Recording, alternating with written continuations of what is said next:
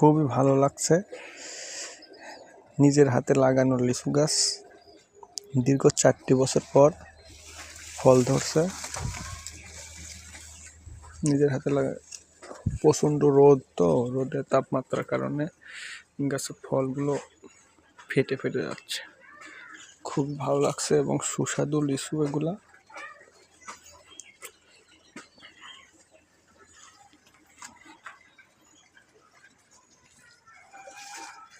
লিচু গাছটা খুব পরিপক্ক লিচু। এই দেখেন সুন্দর লিচু। লিচুর কালারটা কি অত্যন্ত সুন্দর জাতের। এটা বলা হয় লন্ডনী লিচু। জাতটাই আলাদা, দেখেন কি সুন্দর জাত। সো কলম পাবেন আপনারা।